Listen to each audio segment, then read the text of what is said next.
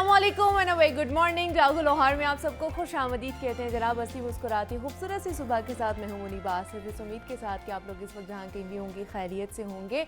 और आज मेरा मूड इसलिए खुशगवार है क्योंकि जनाब कल हमारी छुट्टी है, आज वीकेंड होता है। और वैसे भी जब आपको पता हो ना कि वीकेंड है तो ऑटोमेटिकली आपका मूड खुशगवार हो जाता है कि अगले दिन हम आराम से लंबी तान के सोएंगे और अपनी नींद पूरी करेंगे और वीकेंड को एंजॉय करेंगे।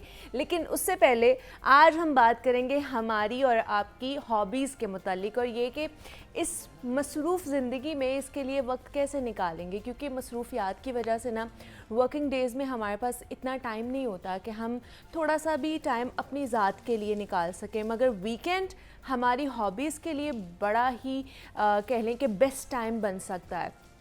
मशगला, ये जिसे एक्टिविटी कहा जा सकता है, जिसे हॉबी कहा जा सकता है, ये एक ऐसा अमल है जिसे आप महज अपनी इनर फुलफिलमेंट के लिए करते हैं, ना कि किसी गरज़ यहाँ पर फ़ायदे के लिए करते हैं।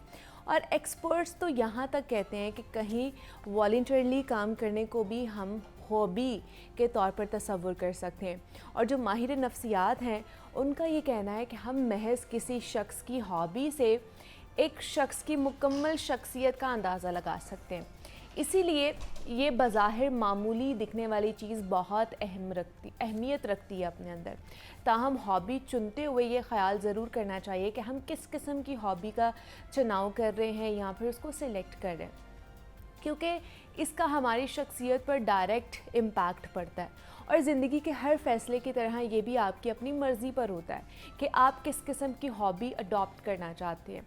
कोई पेंटिंग करता है तो किसी को लिखना या पढ़ना पसंद होता है, कोई मुख्तलिफ़ किस्म की टिकट जमा कर रहा होता है, तो कोई तरह तरह के गाने सुनता है, या फिर कुछ लोग ये होते हैं जनाब उनको सिर्फ सोशल मीडिया स्क्रॉलिंग करना ही पसंद होता है, वो अपने और इसको अपनी वो हॉबी के तौर पर चूज़ कर लेते हैं। और इसके मुख्तलिफ़ मयारात भी हैं। आर्ट या फिर माइंड ट्रेनिंग से मुतालिक जो हॉबीज़ होती है ना, उनको कहा जाता है कि ये आला किस्म के मशागिल में शामिल होती हैं, जबकि स्क्रॉलिंग करना या फिर अपना वक्त गुजारने के लिए रैंडम वीडियोस देखने को बहुत ही कम दर्जे की हॉबीज़ में शुमार किया जाता है। आम तौर पर हमें एहसास नहीं होता कि क्या चीज़ हमारी हॉबी और इसका हमारी ज़िंदगी पर असर क्या होता है, और वो हॉबी हमारी ज़िंदगी में किस तरह से इम्पैक्टफुल हो सकती है। लेकिन कुछ लोग तो इसके मुतालिक इतने हसास हैं कि उन्हें सुकून नहीं आता है पूरा दिन जब तक वो इसके लिए वक्त ना निकाल लें। उन सब के लिए यही नसीहत है कि वीकेंड को भरपूर तरीके से इस्तेमाल करें। अपनों के साथ वक्त गुजारने के बाद जितना वक्त थोड़ा सा बचता है ना, उसे अपने मशागिल के लिए इस्तेमाल करें। चाहे आप स्टूडेंट हैं, आप कोई बिजनेसमैन हैं, आपके लिए वीकेंड से अच्छा दिन हो ही नहीं सकता। थोड़ा सा मी टाइम लें, तन्हा बैठे, ख़ुद को उस तरह टाइम दें ताकि आपको ख़ुद को बेहतर तरीके से एक्सप्लोर करने का मौका मिले, ख़ुद को जान सके। यकीनन इससे ना सिर्फ आपकी शख्सियत बेहतर होती है बल्कि आपकी ज़िंदगी में ज़्यादा आपको ग्रोथ भी मिलती है जब आप अपने आप को जानना शुरू कर देते हैं। तो मैंने सोचा कि क्यों ना वीकेंड है और वीकेंड पर इस तरह की बात की जाए जिससे मेरा और आपका वक्त भी अच्छा गुजरे और आपको भी कुछ नई चीज़ सुनने को मिले, और जनाब आप उसके ऊपर जो है ना ज़रूर गौर करें और आपको पता चले कि हमने अपना वीकेंड किस तरह गुजारना है। तो वीकेंड को अच्छे तरीके से गुजारना है। हम भी कोशिश करेंगे कि इस तरह की टॉपिक्स और इस तरह के गेस्ट से आपकी मुलाकात कराएं ताकि लाइटर नोट पर हमारा प्रोग्राम रहे, वीकेंड भी लाइटर नोट पर गुजरे और हम अच्छे तरीके से वीकेंड को जो है ना गुजार सके। विकेट मेरे मुँह से इसलिए निकल रहा है क्योंकि जनाब विकेट की ही हमने बात करनी है, क्योंकि आजकल जो सीन चल रहा है, बल्कि कल जो सूरत हाल रही है हमारे सामने और बल्कि परसों जो सूरत हाल रही है क़ज़ाफ़ी स्टेडियम में, वो बहुत ही अफसोसनाक थी कि जीत के तसलसल में अगर गैर यकीनी का होना, मैदान में उतरना और फिर जीता हुआ मैच मुखालिफ टीम की झोली में डाल देना और फिर एक ही टीम में मुतअद्दिद कप्तान को खिलाया जाना और आए रोज़ कप्तान को बदलना मकसूद हो तो फिर किसी और का नहीं बल्कि सिर्फ़ और सिर्फ पाकिस्तानी टीम का ही नाम हमारे जहनों में आता है, जो अपनी ही सरजमीन पर मैच और फिर सीरीज़ हारने का भी एक अलग ही तुरा इम्तियाज़ रखती है। न्यूजीलैंड की टीम दौरे पाकिस्तान पर है और पाकिस्तान न्यूजीलैंड के दरमियान 5 T20 मैचेस की सीरीज़ का आखिरी मैच जो है वो आज लाहौर क़ज़ाफ़ी स्टेडियम में खेला जाएगा और पाकिस्तानी वक्त के मुताबिक तकरीबन 7:30 बजे ये मैच शुरू होगा। और सीरीज़ में जो मेहमान टीम है उनको ऑलरेडी एक मुकाबले में 2 से 3 जो बर्तरी है वो हासिल हो चुकी है। ये भी आपको बताऊं कि जनाब जो T20 सीरीज़ है उसका पहला मैच तो बारिश की नज़र हो चुका था, जबकि दूसरे मैच में पाकिस्तान ने कामयाबी हासिल की थी। तीसरा और चौथा मैच कीवीज़ ने अपने नाम किया, यानी कीवीज़ ने 2 मैच जीते हैं और पाकिस्तान ने अभी तक 1 मैच जीता है। टीम में रिटायर्ड प्लेयर्स जैसे कि अमाद वसीम हो गए या मोहम्मद आमिर, उनकी भी इंटरनेशनल क्रिकेट में वापसी हुई है। तो क्या ये होना चाहिए था या नहीं होना चाहिए था? दूसरा ये कि फ़खर जमान के बैटिंग ऑर्डर में बार बार तब्दीली से किसका भला हो रहा है? क्या ये टीम कॉम्बिनेशन आने वाले T20 के वर्ल्ड कप के लिए ठीक रहेगी या नहीं रहेगी? इस पर आज हमने बात करनी है। इस पर बात करने के लिए हमारे साथ स्टूडियोज़ में मौजूद हैं काशिफ भट्ट साहब हैं, स्पोर्ट्स एनालिस्ट हैं। तो उनको हमने मदऊ किया, हमने कहा आज के जो मैच है वो बड़ा ही इम्पॉर्टेंट मैच है, तो उसके ऊपर थोड़ी सी उनकी जो है ना जो नज़र है वो देख लेते हैं कि उन्होंने क्या क्या अभी तक देखा है मैच में, पिछले मैचेस में, और क्या तब्दीलियाँ लाई जा सकती है अगर हम सजेस्ट करते हैं उन लोगों को। तो काशिफ साहब आपको वेलकम कहती हूँ जागो लाहौर में, कैसे हैं आप? थैंक यू वेरी मच, अल्हम्दुलिल्लाह फाइन। काशिफ साहब, सूरत हाल सबसे पहले तो ये जो परसों गुजरा है मैच, उसके ऊपर बताएं कि मतलब जीता हुआ मैच मुझे लगता है कि हमने अपनी मेहमान टीम के हवाले कर दिया, तो उनकी झोली में डाल दिया था एज अ गिफ्ट कि आप हमारे पाकिस्तान आए हैं, न्यूजीलैंड यहाँ पर आइए दौरा करने पाकिस्तान में, तो एज अ गिफ्ट आप ना ये सीरीज़ ले जाए, मुझे तो यही लग रहा है। नहीं, ऐसी बात नहीं है। एक्चुअली सारा प्रॉब्लम है कि पाकिस्तान क्रिकेट बोर्ड की पॉलिसी आई थी इस सीरीज़ से पहले कि रोटेशन पॉलिसी, कि वर्ल्ड कप से पहले रोटेशन पॉलिसी की जाए। 18 to 20 प्लेयर्स इन्होंने फाइनलाइज किए और उसमें एक एक मैच का या 2-2 मैच खिलाने का इन्होंने प्लान किया। लेकिन इनको कोई समझाने वाला नहीं है, या अपने आप को बहुत ज़्यादा समझदार, अपनी ही होम ग्राउंड पर अपनी ही नहीं समझ नहीं आती कि आप विनिंग कॉम्बिनेशन बनाए बगैर कैसे रोटेशन पॉलिसी कर सकते हैं। क्यों नहीं कर पा रहे? चले हम तो ये समझते हैं ना कि बाहर जाके एक प्रेशर होता है जी, होम ग्राउंड नहीं है, अपनी जो चेयर अप करने के लिए अपने लोग नहीं है, पिच अपनी नहीं है जिससे आप फेमिलियर नहीं होते। यहाँ पे तो हर चीज़ अपनी है, फिर भी आप परफॉर्म नहीं कर पा रहे हैं, वजह नहीं, सबसे पहली बात है विनिंग कॉम्बिनेशन। पाकिस्तान टीम का विनिंग कॉम्बिनेशन नहीं बनाया गया। अच्छा। आप रोटेशन पॉलिसी करें, पूरी दुनिया में होती है, वर्ल्ड कप से पहले, एशिया कप से पहले, चैंपियंस ट्रॉफी से पहले, आईसीसी के जितने बड़े इवेंट्स हैं उससे पहले ये चीज़ें सामने देखी जाती हैं। लेकिन यहाँ पे कप्तान का रोल बहुत अहम है जो प्ले होना चाहिए, जो नज़र नहीं आया। अच्छा। कि बाबर अगर गलती पे गलती करेंगे और गलती से सीखेंगे नहीं तो फिर बाबर फिर धड़म करके ऐसा गिरेंगे कि उनको पता है कि पाकिस्तान में सब रोते हुए जाते हैं। तो मेरे ख्याल से अब बाबर आजम सबसे पहली गलती मोहम्मद रिजवान बाबर की जोड़ी तोड़ना। अच्छा। इंटरनेशनल लेवल पे one of the best opening pair था जो पूरी दुनिया में इसको पजीराई मिल रही थी और परफॉर्म कर रहे थे, उसको तोड़ना। और उसके बाद इफ्तिखार अहमद को यूटिलाइज ना करना। हमने इफ्तिखार अहमद, वजह क्या है इफ्तिखार अहमद को क्यों नहीं खिलाया जा रहा? नहीं, प्रॉब्लम सारी है कि नहीं खिला रहे हैं लेकिन विनिंग कॉम्बिनेशन करके खिलाए ना। आपने मोहम्मद आमिर और इमाद वसीम को वापस ले आए, लेकिन आपको ये नहीं पता कि उनको वापस लेके वो डोमेस्टिक परफॉर्म करके आए हैं। अच्छा। तो उनको पाकिस्तान के लिए खेलना और डोमेस्टिक में खेलना ज़मीन आसमान का फर्क है। नहीं तो कोई फ़ायदा हुआ है इन दोनों की वापसी का इन्हें? एग्जैक्टली आमिर की उसके क्वालिटीज़ में कोई डाउट नहीं है। अच्छा। लेकिन आमिर का तब हमें फ़ायदा होगा जब अब वो सिंगल हैंडेड मैच जिताए।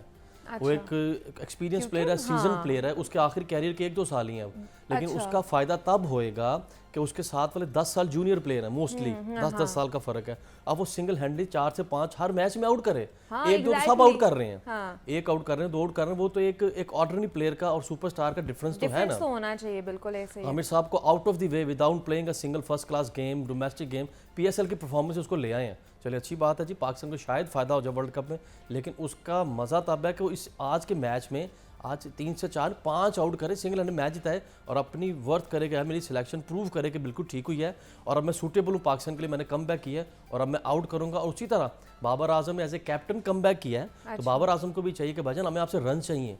कप्तानी मिलके हो जाते T20 तो चलती आ रही है ना, 1-1.5 घंटे का गेम है, कप्तानी करना मानते हैं क्योंकि 10 बंदे तो कोचिंग कोच की पूरी फौज बैठी हुई है। पिछली दफा भी 5 स्कोर किया है सिर्फ बाबर ने। नहीं, हमें उसका कि बाबर को रन्स जैसे करने चाहिए थे वैसे कर नहीं रहा। जिस तरह बाबर बैट खोल रहा है, बैट को बंद कर रहा है, बाबर ऐसा नहीं है। तो तुम्हें किसने कहा साइम को ओपन करवाओ? नहीं तो कोई प्रेशर है इनके ऊपर? नहीं, इनके ये जो हाईली प्रोफेशनल होते हैं, इनके लिए प्रेशर कोई नाम चीज़ नहीं है। अच्छा। When you are representing your country तो देयर इज नो प्रेशर नाम की कोई चीज़ ही नहीं है। ये अगर कोई ले रहा है तो वो प्रोफेशनल नहीं है। अच्छा। इनको तो बाबर ने कुछ नई चीज़ है उसके लिए कप्तानी करना, घर में खेल रहे, होम ग्राउंड है, होम पिच है, आपकी होम कंडीशन है, लेकिन जेन में कुछ ना कुछ जरूर चल रहा है। अच्छा। क्योंकि जब आपसे अच्छा प्लेयर बेंच पे बैठा होएगा ना और कप्तान उसको नहीं खिला रहा है तो कप्तान के जेन में वो चीज़ें चल रही होती हैं कि यार ये चल रहा है, ये चल रहा है। तो मेरे ख्याल से फ़खर जमान को चाहिए कि अब भाई बन जाए। जी हजूरी या वो छोड़ दे, ठीक है भाई मैं कर लूँगा, मैं ये कर लूँगा। अब उसकी ज़रूरत है हमें ऊपर में। अब फ़खर जमान ने 10 साल के कैरियर बार बार जो तब्दीली की जा रही है उनके बैटिंग ऑर्डर में, क्या वो भला हो रहा है उसका किसी को या नहीं हो रहा है, या उनको उसी का नुकसान ही हो रहा है? नहीं ना उसको फायदा हो रहा है ना टीम को फायदा हो रहा है। अच्छा, मतलब नुकसान ही हो रहा है, भला किसी का नहीं हो रहा। नुकसान किसका कहेंगे? अब देखें ना 50 तो उसने कर दिया, हमारा नुकसान हो रहा है। अब उसका फायदा हमें लेना चाहिए। उसका फायदा कि वो पहले 3 नंबर का प्लेयर है। रिजवान और बाबर ओपन आए, ये फ़खर नंबर 3 पे आए, 3 पर आए, क्योंकि साइम को पता लग गया कि अभी उसके अंदर इंटरनेशनल का खमीर नहीं है। उसको बड़े मौके मिले हैं, लेकिन साइम का कसूर नहीं है, ये ऑफिशियल्स का, कोचेस का, मैनेजमेंट का कसूर है। उसको बता ही नहीं रहे हैं कि बाकी इंटरनेशनल पे ऐसे खेलना है। आज डोमेस्टिक पे साइम अयूब को डेफिनेट खिलाएंगे, क्योंकि उसको बाहर बैठाना, क्योंकि जल्मी में बाबर का वो पैर रहा है। अच्छा। तो बाबर उस पर बड़ा उसके कॉन्फिडेंस बहुत ज्यादा हाँ, है, exactly. क्योंकि बाबर भी वो चाहता है कि उसके सामने रन्स वाला प्लेयर हो, मैं रोटेट करता रहूं। अच्छा। जो एक सच्ची सी बात है, उसको भी सामने वो वाला प्लेयर चाहिए, एक तरफ से उड़ाता रहे और मैं रोटेट करता रहूं, पावर प्ले में 50 रन हो जाएं और ये छुप जाए बात के बाबर T20 का प्लेयर नहीं। आज अगर खिलाएं इनको मोहम्मद इफ्तिखार को भी और साइम अयूब को भी तो फायदा होगा। नहीं, हमें सिर्फ विनिंग कॉम्बिनेशन चाहिए कि शाहीन और आमिर दोनों खेलें, इमाद वसीम भी खेले और साथ फ़खर जमा उसको खिलाएं, अब्बास अफरीदी को जरूर खिलाएं। तो ये चीज़ें अब मतलब मुझे भी पता चल गया, इतनी चीज़ें, छोटी छोटी चीज़ें हमारे देखने वालों को भी पता चल गया कि होती है। तो पता नहीं जो सिलेक्ट कर रहे होते हैं, जो भेज रहे होते हैं, उनको समझ नहीं आ रही होती। नहीं, उनको सब समझ है, लेकिन वो अपनी मर्जी करते हैं, अपनी चीज़ों को मद्देनजर रखते हुए। अगर पाकिस्तान को जेन में रखे ना तो कभी ऐसी गलतियाँ ना करें। और अगर काशिफ भट्ट साहब आज अगर बारिश हो गई तो क्योंकि प्रेडिक्शन है, फिर ट्रॉफी वो प्रेडिक्शन है।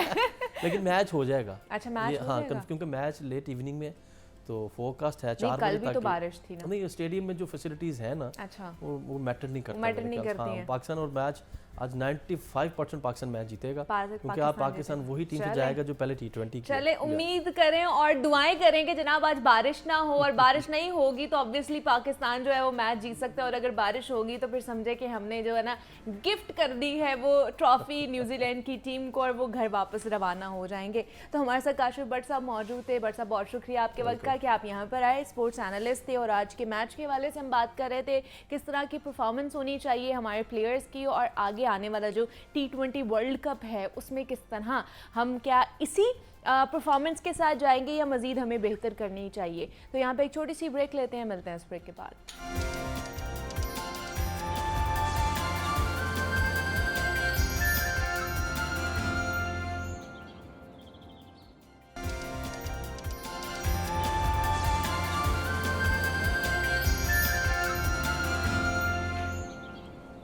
वेलकम बैक टू जागो लाहौर। जनाब, अब कुछ बात कर लेते हैं हमारी और आपकी प्रॉब्लम के हवाले से, क्योंकि गर्मी की शिद्दत में ना हर साल इजाफा होता है, और आने वाले सालों में तो बताया जा रहा है कि जो हमारा टेम्परेचर है वो मज़ीद इंक्रीज़ करेगा, जिसकी वजह से सबसे पहले जो इम्पैक्ट होती है, हमारी चीज़ें इफ़ेक्ट होती है, वो सबसे पहले हमारी होती है स्किन।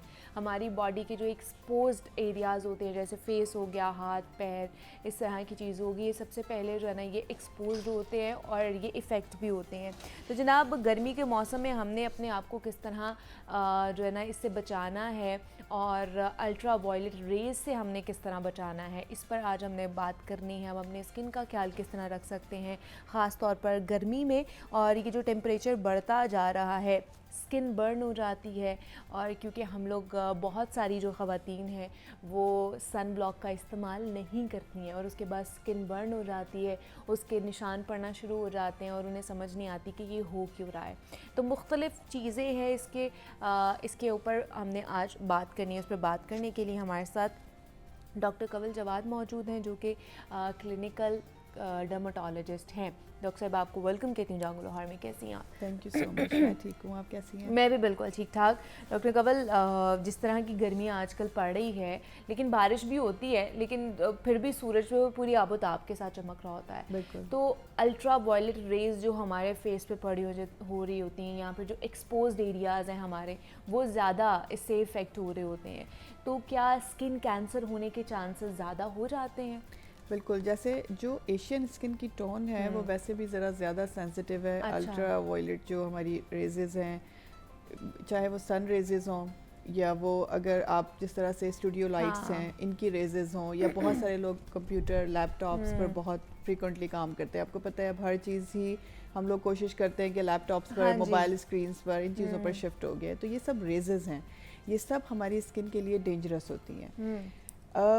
कैंसर ऐसा नहीं है कि हर एक रेज ही आपको कैंसर का कॉज करवाती है, बट मोस्टली चांसेस ये होते हैं कि अगर आप अपनी स्किन की हिफाजत नहीं कर रहे हैं, अगर आपने कोई भी प्रोटेक्टिव कोट नहीं लगाया हुआ, तो चांसेस हो सकते हैं कि आपकी स्किन ख़राब हो जाए, आपकी स्किन डैमेज होना शुरू हो जाए। सबसे पहले अगर आपकी स्किन थिन होती है, डैमेज होती है और कॉन्टीन्यूसली वो डैमेज ही होती रहती है, तो कहीं ना कहीं चांसेस होते हैं कि वो स्किन कैंसर का सबब बन जाए। सो रेजेस भी स्किन कैंसर करवा सकती हैं अगर आप अपनी स्किन को प्रॉपर्ली प्रोटेक्ट नहीं कर रहे हैं, नहीं कर रहे होते हैं। अच्छा, लेकिन अगर स्किन बर्न हो जाए तो उसके क्या साइंस एंड सिम्टम्स होते हैं? मतलब स्किन पे किस तरह के रैश होते हैं या किस तरह के साइंस आ रहे होते हैं जिससे पता चले कि जी स्किन बर्न हो गई है हमारी अल्ट्रावायलेट रेज या किसी भी लाइट की वजह से? मोस्टली जैसे जब समर का जैसे समर स्टार्ट होता है, तो जो लोगों को सबसे ज़्यादा प्रॉब्लम होती है वो यही होती है कि आपकी स्किन बर्न होना शुरू हो जाती है। कैसे फील होता है आपकी स्किन बर्न हो रही है?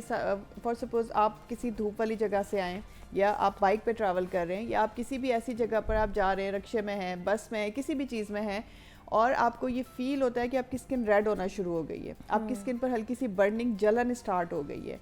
थोड़ी देर में आप देखते हैं कि आपकी स्किन की रेडनेस में इजाफा हो रहा है कॉन्टिन्यूसली। देखिए, एक pinkish tone is something else. धूप की वजह से हर एक को थोड़ा थोड़ा सा पिंक स्किन हो जाती है, बट अगर वो पिंक स्किन रेडिश होना शुरू हो रही है और वो आपकी स्किन को बर्न भी कर रही है, साथ में जलन भी हो रही है, और हल्का हल्का आपको, क्योंकि सिवियरिटी ऐसी भी होती है समटाइम कि वो बाकायदा आपको वहाँ पर छाले पड़ना शुरू हो जाते हैं स्किन पर, अगर सिवियरिटी की तरफ जाएं तो।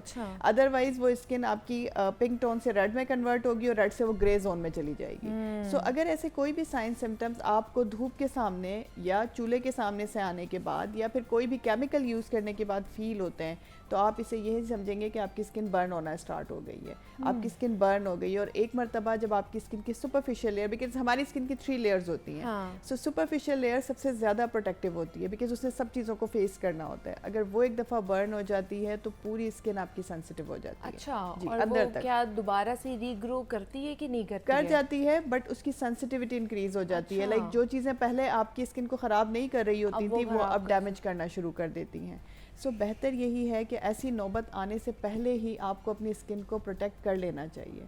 और प्रोटेक्शन का आपको पता है सबसे जो बेस्ट मेथड है, बार बार जिस पर मैं एम्फसाइज करती हूँ, वो है सन ब्लॉक। अगर आप धूप को फेस कर रहे हैं, आप चूल्हे के सामने जा रहे हैं, आप किसी केमिकल को फेस कर रहे हैं, आपकी स्किन पर प्रोटेक्टिव लेयर लगी हुई है जिसे हम सनस्क्रीन कहते हैं, सन ब्लॉक कहते हैं, अगर आप वो लगा रहे हैं अपनी स्किन में, तो बहुत हद तक आपकी स्किन डैमेज से बच सकती है। जहां आपकी स्किन 100% डैमेज होनी है, वहाँ 20% 30% डैमेज होगी।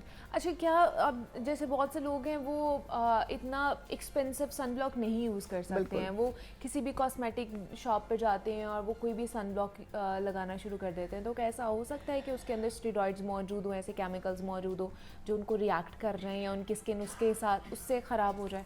देखिए, ये भी एक बहुत अच्छा क्वेश्चन है आपका मुनीबा, बिकॉज लोगों के जहन में ये बात बैठी हुई है कि हम कोई भी सन ब्लॉक यूज़ कर सकते हैं। बिल्कुल ऐसा मैं बार बार देखिए बताती हूँ ये वाली बात कि मेडिकली बताने का मकसद ये नहीं होता कि आप डॉक्टर्स की बताए हुए महंगे सन ब्लॉक ही ख़रीदेंगे। बहुत सारे मेडिकेटेड सन ब्लॉक भी ऐसे हैं जो आपकी मतलब पॉकेट फ्रेंडली होते हैं, आप उसे ख़रीद सकते हैं। जितने भी कॉस्मेटिक्स वाले सन ब्लॉक होते हैं, मैं कभी भी अपने पेशेंट को रिकमेंड नहीं करती। अच्छा। उसका रीज़न ये होता है कि उन सन ब्लॉक्स के अंदर समहाउ वाइटनर्स मौजूद होते हैं। अच्छा। जो भी सन ब्लॉक आप किसी भी बड़ी ब्रांड का उठा के देख लें, किसी भी बड़ी कंपनी का उठा के देख लें, उनमें वाइटनर्स मौजूद होते हैं। लेकिन जो मेडिकेटेड सन ब्लॉक्स होते हैं, वो सबसे पहली बात तो SPF से रिलेट करते हैं कि कितना SPF आपको सूट करेगा। अच्छा। आपको कितने SPF की आपके डॉक्टर ने रिकमेंडेशन बताई है, राइट। नंबर 2, उसमें केमिकल्स नहीं होते, बिकॉज आपकी स्किन ऑलरेडी अगर डैमेज्ड है, एक्नी है, मेलाज्मा है, आपकी स्किन पर पिगमेंटेशन हो रही है, आपकी स्किन बर्न हो चुकी है, कोई सेंसिटिविटी है, और उस पर अगर आप कॉस्मेटिक्स वाले कोई वाइटनर वाले लगाएंगे तो वो उसे इन्हांस करेगी। अच्छा। बढ़ाएगी बजाय कम करने के। ओके। So be careful. आप अपने कॉस्मेटिक्स वाले सन ब्लॉक को लगाकर ये बिल्कुल मत समझें कि वो आपको प्रोटेक्ट करेगा। वो आपको प्रोटेक्ट नहीं करेगा। अच्छा। वो आपको समहाउ कोई वाइटनिंग टोन ज़रूर दे देगा, आपकी स्किन फ्रेश कर देगा कुछ टाइम के लिए, बट जैसे जैसे टाइम गुजरता जाएगा वैसे वैसे आपकी स्किन मजीद डैमेज होती चली जाएगी। सो SPF का ख्याल रखना है। सन ब्लॉक देखते हुए आपने 2-3 चीज़ें देखनी जी, है। जी। आपकी स्किन टोन क्या है, Okay. ऑयली है, नॉर्मल है, कॉम्बिनेशन है या ड्राई, यही 4 टाइप हैं एशियन स्किन की, ठीक है। इन चारों में का आपको पता होना चाहिए कि आपकी स्किन टाइप कौन सी है, सो आपने अकॉर्डिंगली सन ब्लॉक लेना है। नंबर 2, उसका SPF क्या है। ठीक जो है। हमारी एशियन स्किन है उसमें 50+ SPF इज सफिशिएंट। ओके। आपने इधर 50 या फिर 50 से ज़्यादा वाला SPF देखना है, ठीक और है। मतलब जैसे 90 तक भी SPF आ रहे होते 100 हैं, तक भी हैं। 100 तक भी हाँ। हैं, तो उसका एक ही मतलब कह लें कि स्ट्रेंथ या फिर वो होता है कि अगर 50 से अबव कोई भी ले ले, 70, 60, 90, उनका एक ही अगेन ये डिपेंड करेगा मुनीबा कि आपकी स्किन टाइप कैसी क्या है। अगर अच्छा। बहुत सेंसिटिव है तो समटाइम हम 100 भी रिकमेंड करते हैं। अच्छा। बट अगर आपकी स्किन टोन नॉर्मल है, अल्हम्दुलिल्लाह अभी डैमेज नहीं हुई है, कोई प्रॉब्लमेटिक स्किन नहीं है, फिर तो आप आपका 50+ आप 50, चूज कर 60 इतना लें। भी या बहुत आप जेल बेस्ड ले सकते हो, उसमें जेल फॉर्म में हाँ। आता है, उसमें आपको ऑयली स्किन के लिए ड्राई फॉर्म में आता है। अच्छा। आपके लिए जो कुछ लोग खवातीन ये चाहती हैं कि हमने बहुत कुछ नहीं लगाना, बाहर निकलते हुए वर्किंग है, कॉलेज जाना है, यूनिवर्सिटी जाना है बच्चियों को, तो वो ये चाहती हैं कि हम अपनी स्किन पर कोई BBCC क्रीम लगा लें। उससे बेहतर आप हमें कोई ऐसा सन ब्लॉक दे दें कि जस्ट हम सन ब्लॉक हाँ, लगाएं जो और चले tinted जाएं। भी नजर आए, एग्जैक्टली हाँ। तो टिंटेड सन ब्लॉक भी अवेलेबल है। अच्छा। यानी कि वो मेडिकेटेड भी हैं, उसमें कोई फ्रेग्रेंस भी नहीं है, ठीक है। केमिकल भी Plus नहीं है, वो और वो आपको- टिंटेड भी हैं, तो वो एक लाइट सा टेक्सचर दे देते हैं आपकी स्किन पर, जो आपकी स्किन को फ्रेश रखने के लिए सारा दिन काफ़ी है। बट सारा दिन से अगेन एक और चीज़ पे भी मैं एम्फेसाइज करती हूँ कि 4 आवर 3 to 4 आवर से ज़्यादा कोई भी बेस्ट से बेस्ट सन ब्लॉक, बेस्ट से कोई बेस्ट काम कंपनी नहीं का करता काम है। नहीं करता, हाँ। बिकॉज इसकी लाइफ ही इतनी होती है कि आपको ये इतनी देर प्रोटेक्ट कर सकता है। जस्ट एक छोटी सी चीज़ होती है, आप उसे अपने बैग में रख सकते हैं, हाँ, आप बिल्कुल कैरी कर ऐसे। सकते हैं, साथ पॉकेट में रख सकते हैं, गाड़ी हाँ। में रख सकते हैं, लाइक। और आप थोड़ी देर में मतलब ज़रूरी नहीं है कि आपने फेस वॉश से ही वॉश करना है या साबुन से वॉश करना है, आपने जस्ट अपने फेस पर ठंडा पानी डाला, जैसे ही ड्राई होता है अपना सन ब्लॉक लेकिन अप्लाई अब कर दें। कुछ लोग अब जैसे कहते हैं कि जी हम अब मेकअप के अंदर है, अगर मैं अपनी ही बात कर रही हूँ, अगर मैंने कहीं बाहर जाना है, मैं वहाँ पर 4 घंटे के बाद दोबारा से अप्लाई नहीं कर बिल्कुल। सकती हूँ, तो फिर क्या हमारे पास ऐसी ऑप्शन है? जैसे हम लोग सोशल मीडिया पे देख रहे होते हैं कि इंटरनेशनली तो स्प्रेज भी यूज़ कर रहे होते बिल्कुल हैं, ऐसे वो ही है। इस तरह के भी चीज़ें आ गई हुई हैं, फिर वो उनका जो पाउडर होता है वो भी इस तरह के आ गए हैं कि उसके अंदर Sunblocks होते हैं। ऑलरेडी सन ब्लॉक होता है। तो क्या इस तरह की चीज़ें यहाँ पर अवेलेबल हैं? बिल्कुल पाकिस्तान में अवेलेबल हैं। अच्छा। आपको बिल्कुल इजीली मिल जाती हैं, बिकॉज बड़ी से बड़ी ब्रांड भी अब पाकिस्तान में अवेलेबल है, ठीक है। उसमें आपने चूज़ ये करना है, जैसे आप लोग हैं या हम लोग हैं, हम लोगों ने सुबह घर से निकलना है हाँ। और मेकअप कर लेना है, फिर हमने शाम में ही घर को Exactly. वापस जाना है, तो हम बार बार मेकअप नहीं कर नहीं सकते कर सकते डेफिनेटली। हैं। सो उसके लिए बेस्ट ये होता है कि आप अपना सन ब्लॉक अप्लाई करें, मॉइस्चराइजर लगाएं, सन ब्लॉक लगाएं, ठीक उसके है। बाद अपना रूटीन का मेकअप कर लें, ठीक है। आपकी स्किन प्रोटेक्ट हो गई। बट आफ्टर 6 आवर्स, लाइक आपने जब मेकअप कवर ऊपर दिया हुआ हाँ। है, तो आपको ये मार्जिन होता है कि 4 to 6 आवर्स आपके उस मेकअप के साथ ठीक है, निकल सकते लास्ट हैं। हो जाएगा या वो, ठीक है। बट 6 आवर्स के बाद आप ये कर सकते हैं कि जैसे स्प्रे फॉर्म में आता है, जिस तरह से आप स्प्रे करेंगे तो आपके मेकअप को भी कुछ नहीं होता, हाँ। और अगेन आपकी स्किन पर एक प्रोटेक्टिव लेयर आ हाँ, जाती exactly. है। नंबर 2, उसका एक तरीका ये भी होता है कि जो आपके मेकअप के प्रोडक्ट्स हैं उन सब में SPF मौजूद होना कहीं ना चाहिए, कहीं कुछ ना कुछ, होता है और वो, कहीं ना हाँ। कहीं अच्छी हर ब्रांड में 30 हो, 20 हाँ। हो, आपकी फाउंडेशन में होता है, आपके प्राइमर में होता Exactly, है, हाँ आपके जी। लूज पाउडर में होता है, ये वो सब चीज़ें हैं जो ख़वातीन यूज़ करती हैं, हाँ। उन्हें इन सब का पता है। सो बेहतर यही है कि SPF देख कर लें, और ज़रूरी नहीं है कि वो समर में ही हो, उसके लिए आप विंटर में भी यही करेंगे। जितनी ज़्यादा प्रोटेक्टिव लेयर आपकी स्किन पर होगी, उतना ज़्यादा आपका चेहरा मेकअप से भी महफूज रहेगा। सो आप कर सकते हैं ऑब्वियसली, उनके क्योंकि लिए। आपके पोर्स के अंदर आपका मेकअप जाता जाता तो बिल्कुल। वो क्लॉग्ड होना शुरू हो जाते हैं। अगर आप ये प्रोटेक्टिव हाँ। लेयर्स लगाएंगे कि मॉइस्चराइजर अप्लाई करके सन ब्लॉक Sun लगाएंगे, block। देन अपना मेकअप और प्राइमर लगा के हाँ। मेकअप लगाएंगे, तो तो फिर फिर तो आपकी आपके स्किन कभी भी, बिल्कुल हाँ। आपकी स्किन प्रोटेक्ट रहेगी। बिकॉज जो रूटीन में मेकअप करने वाले हैं उनके लिए हर डर्मेटोलॉजिस्ट यही प्रिस्क्राइब करता है। उनके लिए तो बड़ा मुश्किल होता है, मतलब जैसे मैंने रोज करना होता है मेकअप, मेरा तो होता है कि नहीं, पहले अच्छा खासा लगा के, सीरम्स लगा के, उसके ऊपर मॉइस्चराइजर लगा के, और फिर मैं लगाऊं जो है ना अपना सन ब्लॉक, और फिर मैं जाके कहीं ना कहीं मेकअप करती हूँ, वरना उससे पहले नहीं। आपकी स्किन माशाल्लाह बहुत अच्छी है ना, इसीलिए माशाल्लाह से ग्लो भी करती है अच्छी, क्योंकि मैंने आपकी स्किन बगैर मेकअप की भी देखी है। बगैर मेकअप की भी तो देखी बहुत है, अच्छी इसलिए। स्किन है आपकी बस माशाल्लाह। वो ये है कि हमें ज्यादा मेहनत करनी पड़ती है और Exactly. ज्यादा केयर करनी पड़ती है जिन्हें daily makeup करना एग्जैक्टली, है। जिन्होंने डेली मेकअप करना होता है। अच्छा, दूसरा ये कि सन ब्लॉक लगाने की क्वांटिटी भी है। बहुत से लोग हैं थोड़ा सा लगा के उनको लगता है कि बस बहुत ज्यादा है। मैं जो आजकल देख रही हूँ कि 2 फिंगर जो है ना वो सन ब्लॉक लगाना चाहिए, वाकई ऐसा है? देखिए इसका एक तरीका आसान ये होता है कि मटर का दाना आप लें, हाँ। ठीक है, मटर के दाने के बराबर आपने अपनी टिप पर सनब्लॉक लेना है, हाँ। ठीक है, हर जगह पे मटर के दाने के बराबर लगाना है। That's it। अच्छा। आपने जिस तरीके से हम कोई भी लोशन लगाते हैं, फाउंडेशन लगाते हैं, आपने अपने एरियाज को कवर करना है, क्योंकि इसका मतलब ये नहीं है कि आप आधी ट्यूब खाली कर दें। जितना अच्छा कवर देंगे आप सन ब्लॉक से, उतनी अच्छी आपकी स्किन पे प्रोटेक्टिव लेयर आएगी। सो मटर के दाने के बराबर टिप्स लेके आपने अपनी स्किन के ऊपर, अपने फेस के ऊपर अप्लाई करना है। और ना सिर्फ अपने फेस पर अप्लाई करना है, बल्कि अपने हर एक्सपोज पार्ट पे।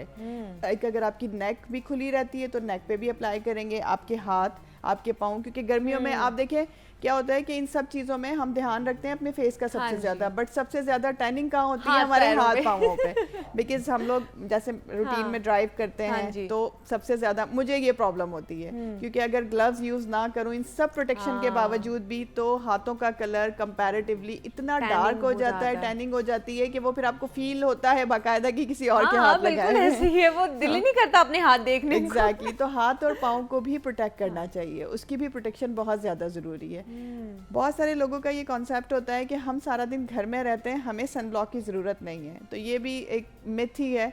लाइक ये हमारी अपनी सोची हुई बात है कि हमें सिर्फ सन रेजेस ही हमारी स्किन को ख़राब करती हैं। आपने अपनी रूटीन में रखना है कि जब आप सोकर उठे हैं, आपने फेस वॉश किया है, आप सन ब्लॉक लगा लें। घर में होने वाली सफाई से जो डस्ट उड़ती है, उससे भी, चूल्हे से जो हीट निकलती है, कंप्यूटर स्क्रीन की जो रेजेस हैं, टीवी स्क्रीन की जो रेजेस हैं, हर वक्त वो जो मोबाइल हमारे पास होता है उसकी जो रेजेस हैं, ये सब हमारी स्किन को ख़राब करती है। ओह क्या बात है, मतलब ये सारी चीज़ें हालांकि छोटी छोटी सी हैं और हमें लगता है कि शायद इसका कोई असर नहीं है, लेकिन वो हमारी स्किन को जो है ना वो असर अपना डाल रही होती हैं। अच्छा, दूसरा जिस तरह हमने हाथों और पैरों की टैनिंग की बात की है, एक तो हो गया ना कि हम लोगों ने सन ब्लॉक का इस्तेमाल करना है, और अगर लोगों के नकल्स और इस तरह की चीज़ें जो है वो टैन हुए में हैं, तो मैं देख रही थी कि सोशल मीडिया पे उन्हें टोटके दिए जा रहे होते हैं कि जी ग्लाइकोलिक एसिड का इस्तेमाल किया जाए, वो लगाया जाए, आपके नकल्स या फिर आपके हाथ जो है ना वो टैनिंग बेहतर हो जाती है।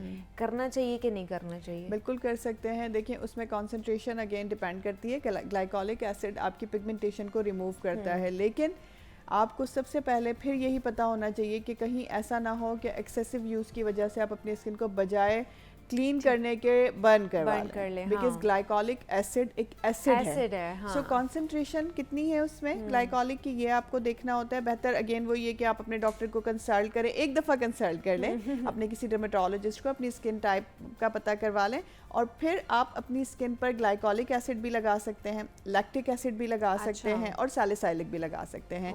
और चौथे नंबर पे सबका फेवरेट होता है रेटिनॉल। सो ये 4 चीज़ें ऐसी हैं जो कि पिगमेंटेशन को ख़त्म करती हैं। 5वीं मोस्ट इम्पॉर्टेंट जो आपको सूट नहीं करती, विटामिन सी। मुझे बिल्कुल सूट नहीं करती। सो ये चीज़ें बहुत इंपॉर्टेंट है, बिकॉज हम पहले प्रोग्राम में डिस्कस कर चुके हैं, आपको सूट नहीं करती विटामिन सी, राइट? सो बहुत सारे लोग ऐसे हैं जिनको ग्लाइकोलिक सूट नहीं करेगी, जिन्हें सैलिसाइलिक सूट नहीं करेगी, और जिन्हें रेटिनॉल सूट नहीं करेगा। सो एक दफ़ा कंसल्ट करें। ये सब चीज़ें यूज़ हो सकती हैं। इन सब सीरम से आपके जो डार्क नकल्स हैं वो ठीक हो सकते हैं। इन सब के साथ भी आपने मॉइस्चराइज़र देना है अपनी स्किन को, हाथों पैरों को, और प्लस सन ब्लॉक का इस्तेमाल करना है। टोटके बहुत अच्छे होते हैं। अगर इस मौसम के लिए एक छोटा सा टोटका मैं बता देती हूँ, लाइक ग्लिसरीन, रोज़ वाटर और लेमन के जो ड्रॉप्स होते हैं, इन सब की इक्वल क्वांटिटी आपने लेनी है। इसमें सबसे ज़्यादा आपने लेना है रोज़ वाटर, ठीक है, उसका हाफ लेना है ग्लिसरीन, और उसका हाफ लेना है आपने इक्वल नहीं, सॉरी, मतलब ये कि सबसे ज़्यादा रोज़ वाटर है, उसका हाफ ग्लिसरीन है, और उसका हाफ आपने लेमन के ड्रॉप्स लेना है आपने, उसका जूस लेना है। इन सब का मिक्सचर बना के किसी भी एक बॉटल में ठंडी जगह पे रख लें, ठीक है?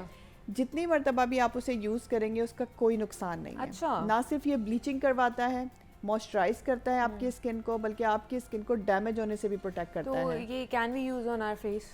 आप यूज कर सकते हैं जिन्हें लेमन से कोई एलर्जी ना हो, बिकॉज इसमें से कोई प्रोडक्ट ऐसा नहीं है जो एलर्जी करवा सकता है सिवाय लेमन के। लेकिन क्या मुझे हो सकती है क्योंकि विटामिन सी से? आपको विटामिन सी से होती है। सो उसका आसान तरीका ये होता है मुनीबा, हमारी जो एल्बो है वो सबसे सेंसिटिव होती है। सो कोई भी प्रोडक्ट, अगर आप कोई नया प्रोडक्ट भी बाय करते हैं तो आप उसे 15 मिनट्स के लिए अपनी एल्बो पे लगा लें, ठीक है? अगर आपको रेडनेस, इचिंग, कोई भी बर्निंग, किसी भी किस्म का कोई प्रॉब्लम फील होता है तो फिर आप उसे कभी भी फेस पे अप्लाई ना करें, ठीक है? जैसे कोई ब्लीच क्रीम को यूज करता है, हालांकि मैं इसके शदीद खिलाफ हूँ, बट बिकॉज लोग यूज़ करते हैं तो बताना ज़रूरी है। उसका भी तरीका यही होता है कि आप एल्बो पे लगा के उसे चेक कर लें, उसकी सेंसिटिविटी का पता चल जाएगा। सो अगर आप ये यूज़ करना चाहती हैं तो अपने हाथ पैरों पे यूज़ कर लें, बट फेस के लिए आप उसकी सेंसिटिविटी नोट डाउन करें। अगर आपको सेंसिटिविटी नहीं हो रही है तो आप फेस पे भी लगा सकते हैं, फेस पे भी यूज़ कर सकते हैं अगर किसी को रिक्वायर्ड है तो, वरना आप हाथों पैरों पे जो है ना, हाथों पैरों को चमकाने के लिए वो यूज़ कर सकते हैं। और मेरे ख्याल से ये बड़ा इफेक्टिव भी होगा। दूसरा कि ये पॉकेट फ्रेंडली भी है, इतना कोई महंगा नहीं है, आप अच्छा खासा बना के घर में रख सकते हैं। जो सीरम एक आता है ना, एक सीरम की जो छोटी सी वो आती है, उसके पैसों में इतना ज्यादा वो घर में आराम से आपका बन जाएगा, उससे 4-5 बॉटल्स बन जाएंगे और घर में सारे यूज कर सकते हैं इजीली। और ये बहुत ऐसी चीज है जिसका कोई हार्म नहीं है, हर बंदा यूज कर सकता है। चलिए जी, doctor Kanwal thank you so much कि आप यहाँ पर आई और हमारा वीकेंड आपने इतना अच्छा बना दिया कि इतनी अच्छी टिप्स आप तो हमें दे के जा रही है कि किस तरह आपने निखरे रहना है। जनाब, पाकिस्तान में मर्द व ख़वातीन की बड़ी तादाद मोटापे का शिकार है और जिसकी सबसे बड़ी वजह खाने पीने की गलत आदत के साथ साथ हमारा अमूमी लाइफस्टाइल भी होता है, क्योंकि एक्सरसाइज करने की बजाय हमने वर्जिश ना करने को अपना मामूल बना लिया है। ख़ुद पर तवज्जो ना होने के बराबर है और कुछ अर्सा हम जिम ज्वाइन कर लेते हैं और बस फिर चंद ही दिन के बाद ना हम जिम जाना छोड़ देते हैं, क्योंकि फ़ौरी और जो हमारे मतलूबा नताइज होते हैं वो हमें नहीं मिल रहे होते हैं, जिसकी वजह से हम डिसहार्ड हो जाते हैं और हम कहते हैं जी अब हमने नहीं जाना है। एक तो हमारे यहाँ वर्जिश बाकायदगी से करने की आदत ही नहीं है, दूसरा ये कि इस गलत फहमी को दूर करने की ज़रूरत है कि वर्जिश की ज़रूरत महज मोटापे या बीमार लोगों को होती है या महज अमीर तबके के ये चोंचले हैं। अगर ख़वातीन कम उम्री में ही डायबिटीज़, ब्लड प्रेशर या फिर सांस और दिल के अमराज, जिगर गुर्दे, हार्मोन की बेकायदगी, हड्डियों की कमज़ोरी और खून की कमी जैसे सेहत के मसाइल का शिकार होती हैं, इसके अलावा देखा जाए तो बहुत सारी नफ्सियाती उलझनें होती हैं और भी मसाइल अलग होते हैं हमारी ज़िंदगियों में, जिसकी एक बड़ी वजह यह है कि इब्तदा से ही हम अपनी सेहत से जो है ना उसको प्रायोरिटाइज़ नहीं करते हैं, लापरवाही बरतते हैं, नाकिस ग़िज़ाएँ हमारी आदत बन जाती हैं, गैर मयारी तर्ज़ ज़िंदगी हम अडॉप्ट कर लेते हैं। तो आज हम इसी पर बात करेंगे, एक तो ख़वातीन की फ़िटनेस के हवाले से, उनकी सेहत के हवाले से कि ओवरऑल किस तरह एक जो हमारी घर की ख़वातीन है वो अपनी फ़िटनेस का ख्याल रख सकते हैं, दूसरा ये कि हम ओबेसिटी से किस तरह छुटकारा हासिल कर सकते हैं। और सबसे बेस्ट जो तरीका है जिसे कहा जाता है वो है योगा। योगा करके भी आप अपने तमाम तर प्रॉब्लम से छुटकारा हासिल कर सकते हैं। तो इस पर बात करने के लिए हमारे साथ फ़िटनेस एक्सपर्ट, योगा एक्सपर्ट हमारे साथ मौजूद हैं। हुमैरा खान मौजूद हैं। मैं आपको वेलकम कहती हूँ जागो लाहौर में। कैसी हैं आप? अस्सलाम वालेकुम। कैसी हैं आप? मैं बिल्कुल ठीक ठाक।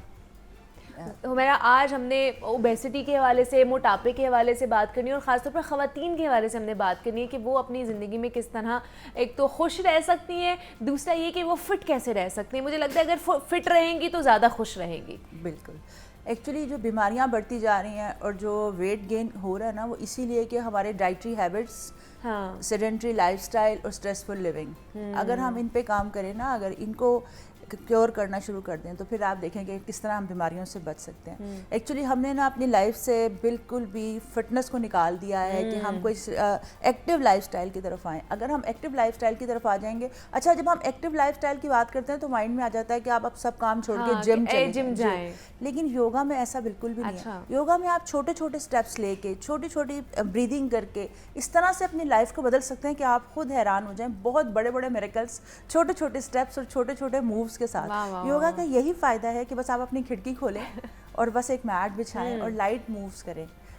योगा में इसका जो सबसे बड़ा फ़ायदा है ना ब्रीदिंग का, ये आपके स्ट्रेस को इस तरह से नीचे लेके आता है। जो लोग कहते हैं ना कि वेट बढ़ता जा रहा है, मूड स्विंग्स हो रहे हैं, हार्मोनल इम्बैलेंस हो रहा है, ये बिल्कुल स्ट्रेस की वजह से है। अगर आप सिर्फ 2 ब्रीदिंग अपनी लाइफ में ऐड कर लेना, जो ख़वातीन घर में हैं जो जिम भी नहीं जा सकती, वो अगर घर बैठे बैठे ये ब्रीदिंग करेंगी तो वो आपको और मुझे रोज़ दुआएं देंगी। वाह वाह वाह, क्या बात है। तो कौन कौन सी वो ब्रीदिंग है? एक तो है डीप ब्रीदिंग। अच्छा जी, ये पैरासिम्पैथेटिक सिस्टम पे आपके काम करता है। एकदम आपका स्ट्रेस हार्मोन होता है कॉर्टिसोल, उसको नीचे लेके आता है। बस आपने सिर्फ 1 मिनट से ये ब्रीदिंग स्टार्ट करनी है और आप देखें आप कैसा मैजिकल इफेक्ट होगा। क्योंकि जब तक प्रॉपर ऑक्सीजन आपके ब्रेन में नहीं जाता ना, प्रॉपर ग्लूकोज आपके ब्रेन में नहीं जाता, तो आप जितनी मर्जी रनिंग करते रहे, जितना मर्जी ट्रेडमिल पे भागते रहे, अच्छा फील नहीं आपको अच्छा फील नहीं होगा। लेकिन अगर आप चाहते हैं ना बहुत खुश हो जाए, एकदम मूड बहुत अच्छा हो जाए, एक तो मैंने आपको बताया हमेशा कि अपने मसल्स को ढीला रखा करें, फेशियल मसल्स को ऐसे स्माइलिंग पोजीशन में रखें ऐसे। और दूसरा आपने लंबी गहरी सांस क्रॉस लेग में बैठ जाएं। और ये नहीं कि सिर्फ आपने स्पेसिफिकली अपने सारे काम जो घरेलू खवातीन है और उसके नहीं, अगर आप चलते फिरते अपने बच्चों को पढ़ा रही हैं या टीवी देख रही हैं, जैसे अगर मैं यहाँ पर प्रोग्राम भी कर रही हूँ तो मैं भी कर सकती हूँ। तो एक तो आप अपने पेट को अंदर खींच के रखा करें, अपने शोल्डर को सीधा रखा करें। दूसरा आपने लंबी गहरी सांस इस तरह से लेनी है कि ड्यूरेशन बढ़ा देना। अगर हम टाइमर लगा के चेक करें ना तो हम 1 मिनट में 18 से 20 बार सांस लेते हैं, जो कि शैलो ब्रीदिंग है। इसी को अगर डीप ब्रीदिंग करना शुरू कर देना, हम 1 मिनट का टाइमर लगाइए, इसकी प्रैक्टिस करें कि हमने 6 से 7 8 सांस लेने हैं 1 मिनट में। ये बात तो आप भी जानती है और मैं भी कि हमारी सांसें लिखी हुई हैं और हमारा रिस्क भी लिखा हुआ है। जितनी लंबी सांसें लेंगे और जितनी जल्दी ज़्यादा खाना खाएंगे उतनी जल्दी हमारा टाइम खत्म हो जाएगा। अगर आप अपनी उम्र को बढ़ाना चाहते हैं तो आप बहुत स्लो ब्रीदिंग करें और दूसरा खाना कम कर दें। तो जब तक वो रिस्क पूरा नहीं होगा, जब तक वो सांसें पूरी नहीं होंगी, आप इस दुनिया से जाने वाले नहीं। तो आप अपनी सांसें खुद ही तेज लेके अपने टाइम को कम करें। तो आप मतलब स्लो सांस लेनी है, है, ऐसे लेना है आपने नाक से लंबी, यानी कि 4 काउंट करते हुए इनहेल करना है और 4 काउंट करते हुए नाक से ही एक्सहेल कर देना है। अब ये मैंने आपको एक ही बार बताया, अब आप ये करके देखें, आपकी लोअर बेली तक आपको इसका इफेक्ट आया होगा। अच्छा, दूसरा ना मैं इस पे भी बात करूंगी कि अब मुझे है आदत मुंह से सांस लेने की, तो मैं जब नाक से सांस लेती हूँ तो मुझे बड़ी उलझन होती है। इस पे भी बात करेंगे। जैसे मुझे आदत है, बहुत से लोगों को भी आदत होगी, तो ये किस तरह हम अपनी आदत को जो है ना चेंज कर सकते हैं और इसका कोई नुकसान भी होता है हमें कि नहीं होता? हुमैरा, इसके क्या नुकसान हो सकते हैं जो नाक से सांस नहीं लेते हैं, मुँह से सांस लेते हैं? बहुत अच्छी बात की आपने दिया, क्योंकि नाक हमारा एक प्रॉपर सिस्टम है, रेस्पिरेटरी सिस्टम। नाक से जब हम सांस लेते हैं फिल्ट्रेशन होती है इसमें। अगर कोई हमारे हवा के साथ जब हम ऑक्सीजन ले रहे होते हैं, इनहेल कर रहे होते हैं, तो यहाँ से फिल्ट्रेशन होती है। लेकिन जो लोग मुंह से सांस लेते हैं उनके मुंह में बहुत सारे, उनके लंग्स में बहुत ज़्यादा टॉक्सिन जा सकते हैं। तो हमेशा याद रखें इसके बहुत ज़्यादा साइड इफ़ेक्ट्स हैं। आपने हमेशा नाक से लंबी गहरी सांस, और ड्यूरिंग वर्कआउट जब लोग आप एक्सरसाइज कर रहे हो तो आपने नाक से सांस लेना, मुंह से एक्सहेल कर देना, लेकिन कभी भी मुंह से इनहेल नहीं करना। मुंह से लेना बहुत नुकसानदेह है। कुछ ऐसे प्राणायाम, कुछ ऐसे हैं फेस की, जैसे हम कहते हैं, जिसमें हमारे स्पेसिफिक योगा संस्कृत में जिसे कहते हैं कमल हमारा एक होता है, जिसमें हम मुंह से हवा भर के और सांस को रोक लेते हैं। वो रिंकल्स के लिए है कि हमारे फेस पे रिंकल ना आए, हमारा फेस ग्लो करे, उसके लिए। अदरवाइज हमेशा आप लोग नाक से सांस लें और मुंह से निकालें जब एक वर्कआउट कर रहे हैं, और जब हम डीप ब्रीदिंग कर रहे हैं तो फिर नाक से सांस लेना है और नाक से ही निकालना। एक आपने तो बता दिया हमें कि हमने किस तरह डीप ब्रीदिंग करनी है, आपने दूसरी भी बतानी है, वो कैसे? जी, दूसरी ब्रीदिंग आपने ये करनी है कि आप चलते फिरते उठते बैठते, एक तो डीप ब्रीदिंग करनी है, दूसरा आप थोड़ा सा टाइम निकाल के अनुलोम विलोम ऑल्टरनेट ब्रीदिंग ज़रूर करनी है। क्योंकि जैसे मैंने हज़ार बार बताया कि हमारी जो राइट साइड है ये गर्म है, ये सूरज को प्रेजेंट करती है, और लेफ्ट साइड ये चांद को प्रेजेंट करती है। तो यहाँ से जो हम राइट साइड से जो हम सांस ले रहे हैं इसे कहते हैं सूर्यासूर, जो लेफ्ट साइड से सांस ले रहे हैं इसे कहते हैं चंद्रसूर, ठंडी। जी, तो आपने राइट साइड को बंद करना है हमेशा और लेफ्ट से सांस लेना, फिर लेफ्ट से आपने बंद करके राइट से निकाल देना, फिर इसी तरह राइट से लें,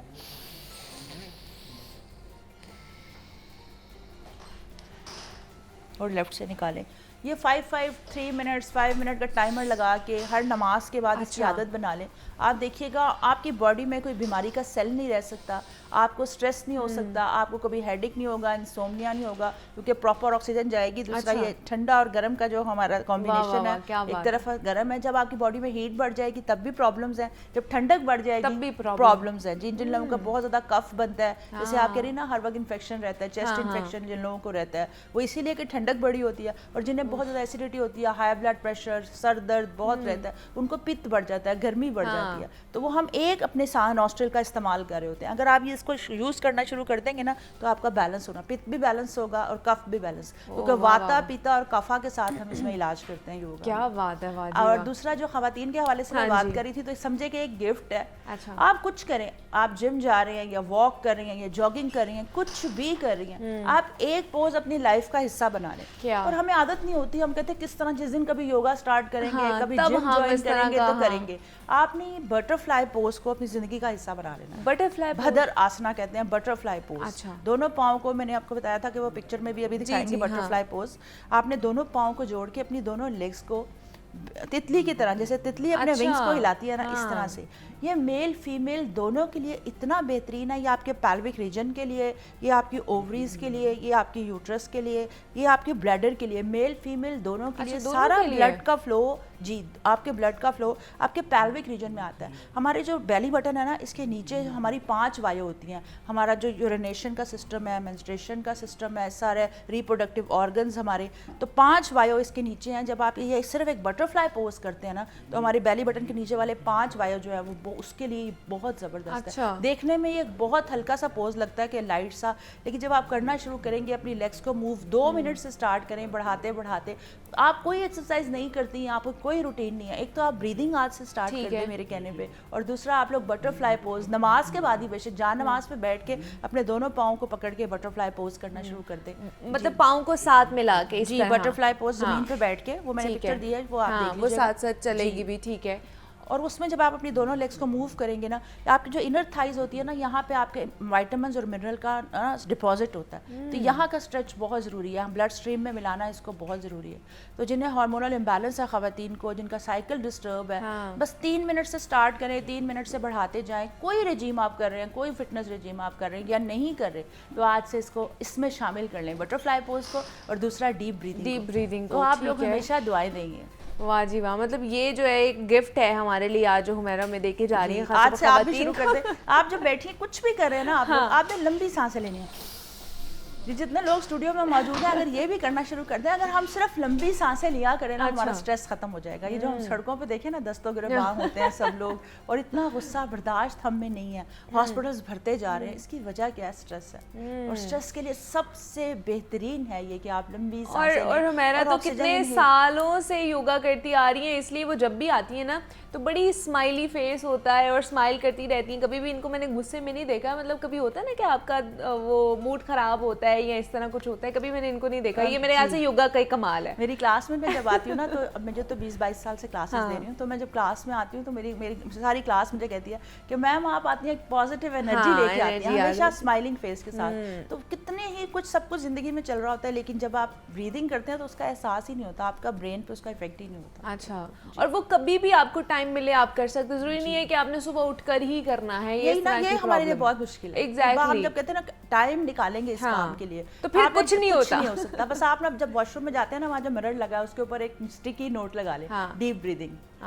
बस फिर आपको याद रहेगा। आप अपने बेड पे स्टिकी नोट लगा लें, रिमाइंडर दिया करें। आप पानी बेतहाशा पिया करें, पानी की भी आदत बना लें, छोटे छोटे सिप ले, 3 से 4 लीटर पानी। जिन लोगों को किडनी का कोई प्रॉब्लम नहीं है, ये डॉक्टर्स ने जिनको नहीं रोका हुआ, अदरवाइज सब लोग जितना पानी पियेंगे ना, आप देखें आधे प्रॉब्लम्स तो ब्रीदिंग और पानी से, क्योंकि 75% तो पानी है हमारा पानी। और आपको ये भी पता है कि हम खाने के बगैर तो जिंदा रह सकते हैं 30 से 40 दिन, अगर पानी ना पिए तो 7 डेज तक, एक रिसर्च के मुताबिक। लेकिन ऑक्सीजन के बगैर आप 4 से 5 मिनट जिंदा नहीं रह सकते। ऑक्सीजन इतना जरूरी है, इतनी ज्यादा ना जरूरी। हम प्रॉपर ऑक्सीजन इनहेल करते हैं और ना प्रॉपर कार्बन डाइऑक्साइड बॉडी से निकालते हैं। वो हम एक्सेल कर रहे इतनी अच्छी एक्सरसाइज है कि बैठे बैठे बस सिर्फ आपने इनहेल और एक्सेल करना। अच्छा, दूसरा कि हमारे यहाँ पे इतनी ज्यादा ओबेसिटी बढ़ती जा रही है, मोटापा है, तो क्या योगा के थ्रू हम मोटापे को भी कम कर सकते हैं? मेरा ख्याल है कि इस वक्त पूरी दुनिया में योगा से बेहतर ओबेसिटी के लिए और कोई एक्सरसाइज अच्छा, ये हेड टू टो आपकी पूरी बॉडी पे काम करता है, आपके एक एक मसल पे, आपके ऑर्गन्स पे, आपके इंडोक्राइन सिस्टम पे,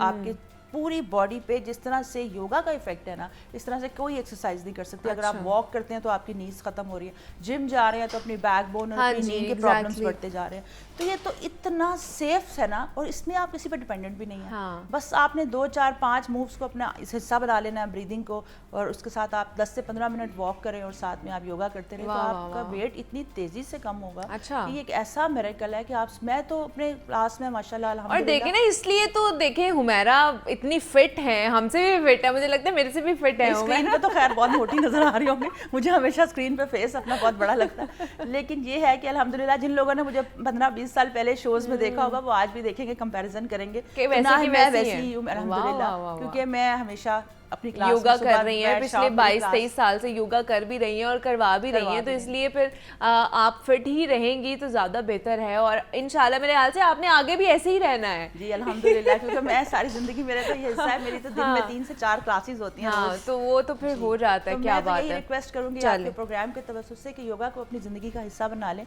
5 मिनट से स्टार्ट करें, 10 मिनट से करें, लेकिन जरूर करें, आज ही इम्प्लीमेंट करें। दिन ये में, ना हाँ। सोचें कि कल मुझे फोन्स आते हैं, मैम आपकी वीडियो देखी थी ना, लेकिन सोचा था कि अब कल से करूंगी। मैं भी आज से अपने आप से वादा करती हूँ कि मैं भी आज से थोड़ा बहुत अपने लिए टाइम निकाल के ये जरूर डीप ब्रीदिंग तो जरूर करूंगी कि मैं मुंह से सांस लेती हूँ, मैं नाक से सांस लेने की कोशिश किया करूँ। तो हुमैरा खान हमारे साथ मौजूद थी। Humaira, thank you so much कि आप यहाँ पर आई और इतना अच्छा लगा आपसे मिलके और इतनी अच्छी टिप्स आप हमें देकर जा रही हैं कि हमने किस तरह खुशो-खुरुम भी रहना है और सेहतमंद भी रहना है। तो इधर छोटी सी एक ब्रेक लेते हैं, ब्रेक से वापस आएंगे तो मजीद गेस्ट हैं, उनसे आपकी मुलाकात करवाते हैं।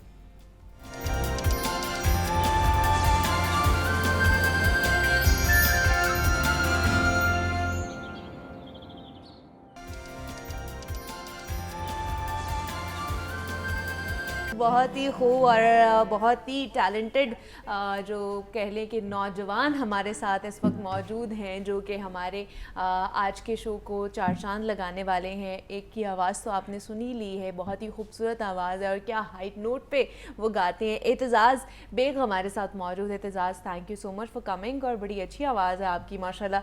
देख कर नहीं लगता है कि इतनी ऊंची आवाज़ इतने हाई नोट्स में आप लगा रहे हैं। से वाकई देख के नहीं लगता कि इतने हाई नोट्स लगेंगे। माशाल्लाह के इतने हाई नोट्स आप लेके जाए। जी ऐसे ही है बिल्कुल।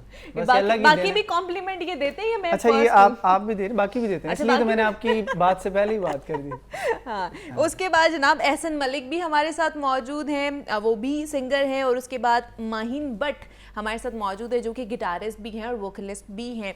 तो बड़ा यूनिक सा नाम है। तो मैं माहिन से यही पूछ रही थी, एक माहिन होता है जो कि लड़कियों का नाम होता है, एक माहिन है, इनका नाम है माहिन। सही कह रही हूँ, सही प्रोनाउंस कर रही हूँ ना? तो आपको भी वेलकम कहते हैं, एहसन आपको भी वेलकम कहते हैं। तो आप बताइए कि किस तरह जर्नी शुरू हुई आपकी, सिंगिंग में कैसे आए? जर्नी मैट्रिक किया, मैट्रिक के बाद इंटर और इंटर के बाद जब ग्रेजुएशन लेवल पे आए तो तब ये माइंड में आया कि यार कुछ फ्यूचर के लिए भी कुछ प्लान किया जाए। सही। सिंगिंग बचपन से ही कर रहे हैं, यू नो एज वेल कि बचपन से ही बंदा स्टार्ट करता है।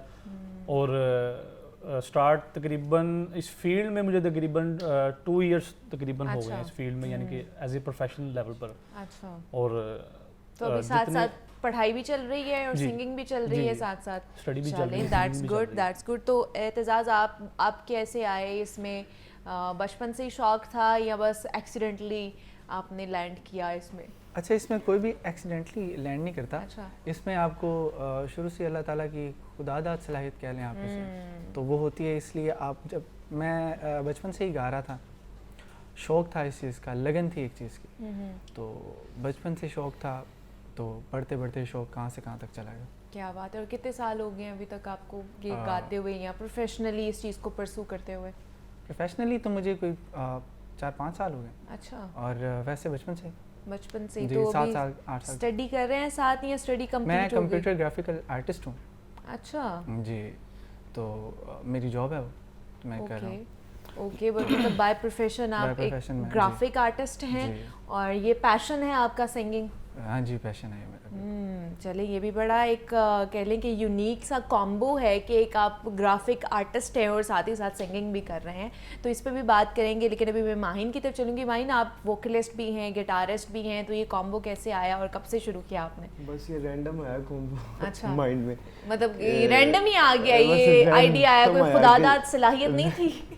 बेसिकली सीम्स लाइक दैट कि मुझे लाइक एक गॉड गिफ्टेड, हाँ, ये वॉइस मेरी मिली है, जो कि लाइक बस कोशिश है गाने की और बस कुछ नहीं।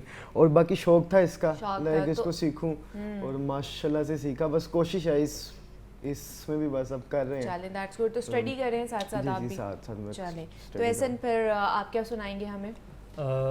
मैं आज कुछ सॉन्ग्स तो गाते ही रहते हैं, तो आज मेहंदी हसन साहब की गज़ल सुनाते हैं। चलें जी, ज़रूर। के लिए बड़े ही कह लें कि गिफ्ट लेकर आए हैं कि पाकिस्तान को जो असासा है, जो पाकिस्तान को रिप्रेजेंट कर रहे होते हैं, और पाकिस्तान की जनाब 62% जो आबादी है वो नौजवान नस्ल पर मुनहसर है।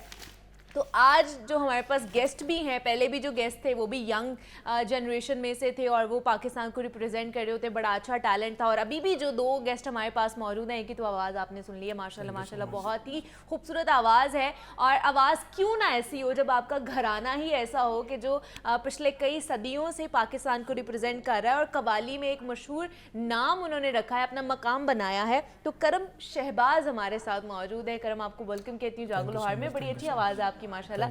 पहले भी हमने सुनी थी लेकिन वो तब वालिद साहब के साथ थे। आज आप खुद अपने आप को रिप्रेजेंट कर रहे हैं, अकेले आए। उनके बगैर थोड़ा सा कंफ्यूज भी हूँ। अच्छा। क्योंकि उनका साथ होना एक बिल्कुल। बहुत मायने रखता है, एक बहुत सहारा होता है और उनकी दुआएं मेरे साथ हैं और मुझे देख भी रहे हैं वो लाइव। ऑब्वियसली लेकिन माशाल्लाह उनके बगैर भी आपने बड़ा अच्छा गाया है, माशाल्लाह माशाल्लाह। बस आपकी दुआ है। ये उनकी कर्म नवाजी है कि बेशक। ये आप यहाँ पर आके जो रिप्रेजेंट उन्हें भी कर रहे हैं और ख़ुद को भी आपने संभाला है। उसके अलावा आज हमारे साथ एक टिकटॉकर है, बहुत मशहूर टिकटॉकर है, यूट्यूबर है, बड़ा अच्छा कंटेंट आप उनका देखते हैं यूट्यूब पर भी और टिकटॉक पर भी। बहुत उनकी जो वीडियोज़ हैं वो मिलियंस क्रॉस कर जाती हैं। तो हमारे साथ अरसलान लियाकत मौजूद है। अरसलान, आपको वेलकम कहती हूँ जागो लोहार में। कैसे हैं आप? अल्हम्दुलिल्लाह ठीक ठाक। आप सबसे पहले तो अरसलान मुझे बताइए, जो गेटअप आप बनाते हैं ख़ासतौर पर दरवेशों वाला और मलंगों वाला जो हम लोगों ने आपकी वीडियोस में देखा है, ये इसके पीछे का मकसद क्या है? ये क्यों स्टार्टिंग से ही ऐसे था या यूट्यूब के लिए आपने ऐसा अपना जो है ना वो अपीयरेंस की है? दरअसल पाकिस्तान का एक ड्रामा आया था, अच्छा, खुदा और मोहब्बत। हाँ। तो तब से पहले मेरा वो गेटअप था। अच्छा। फिर आहिस्ता आहिस्ता मैंने अपना जो है गेटअप स्टार्ट कर दिया, इस ट्रेंड में आ गया। तो इस ट्रेंड को अल्हम्दुलिल्लाह बहुत पजीराई मिली, लोगों ने बहुत मोहब्बत दी। तो सरहद पार भी लोग बहुत ज़्यादा वीडियोस देखते हैं। तो अल्हम्दुलिल्लाह इसके पीछे कोई ख़ास वजह नहीं, बस उस गेटअप में ज़रा इंसान और इंसानियत का पता चलता है। तो अपने और पराए पहचाने जाते हैं उस क्या हाल बात है, में। वाह जी वाह। तो कब से बना रहे हैं आप कंटेंट? तकरीबन 2 साल हो गए। 2 साल हो गए हैं। और अच्छा। 2 साल में मेरे अल्हम्दुलिल्लाह टिकटॉक पे भी मिलियंस में फॉलोअर्स हैं और यूट्यूब पे भी और इंस्टाग्राम पे भी। वाह जी वाह। तो इसी तरह की आप कंटेंट बनाते हैं, जनरेट करते हैं, जी, या मेरा कभी public सोचा content। है कि कहीं और किसी और टाइप का भी कंटेंट बनाऊं कि नहीं? ज़्यादातर बेसिक कंटेंट, यही बेसिक कंटेंट जो है मतलब इस तरह का ही है। अच्छा, तो करम, आपके तो वैसे घराना ही आपका ये है, तो आपने बचपन से ही वालिद साहब को कवाली पढ़ते हुए सुना है, हर जगह आप उनके साथ साथ भी होगे। लेकिन बाकायदा एक होता है ना कि क्लास लेते हैं किसी से, उस्तादी किसी की लेते हैं, तो वो तो वालिद साहब से ली होगी, लेकिन उन्होंने सख्ती के साथ आपके ऊपर, मुझे लगता है उन्होंने कहा होगा कि नहीं भाई रोज़ तुमने क्लासेस लेनी है कवाली जी की। बिल्कुल। हमारे घर में फर्स्ट ऑफ ऑल ये है कि एक जो घराना है हमारा, सीना बसीना एक इल्म है। और मेरे दादा जान मोहम्मद बूटा कवाल शादरा वाले फेमस हैं, और मेरे बाबा जान शहजाद अली खान साहब, और आगे उन्होंने हमें तालीम दी। और अभी हम सीख रहे हैं। ये ऐसा काम है कि ये सीखते ही रहते हैं इंसान, सारी ज़िंदगी इसको बंदा सीखते ही रहता है। तो बस ये सीख रहे हैं उनकी रहनुमाई में। और वो हर माँ बाप की कोशिश होती है कि औलाद अच्छी से अच्छी हो और पॉजिटिविटी की तरफ जाए। जी बिल्कुल। और अपने कैरियर की तरफ ध्यान दे। तो अल्हम्दुलिल्लाह मेरे मामा बाबा दोनों बहुत सपोर्टेड हैं मुझे, और कहते हैं कि बस आप करो बेटा, गिरते गिरते ही इंसान खड़ा होता है, सबलता है। बिल्कुल। तो बस अभी थोड़ा सा बस मेहनत कर रहे हैं, मेहनत करते रहते हैं। और ये वही चीज़ आपके वाली है कि ये मेहनत चलती रहती है सारी जिंदगी।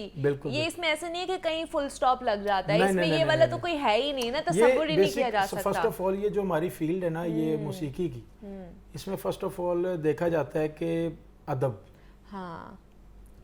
अदब एक ऐसा करीना अदब कि आपको कुछ भी नहीं ना आता तो आप अदब करते हैं दिल से। किसी का भी, किसी को मान लें आप, किसी को आप बड़ा मान लें, किसी को आप उस्ताद मान लें, कि अपने बाप की इज्जत करें, माँ बाप की रिस्पेक्ट करें, तो फल आपको जरूर मिलता है। बेशक ऐसे ही है। बहुत शुक्रिया आपके वक्त का और best of luck for your future. इसी तरह आप आगे बढ़ते जाइए। हमें इजाजत दीजिए, अपना बहुत सारा ख्याल रखिएगा। Happy weekend to all of you. अल्लाह हाफ़िज़।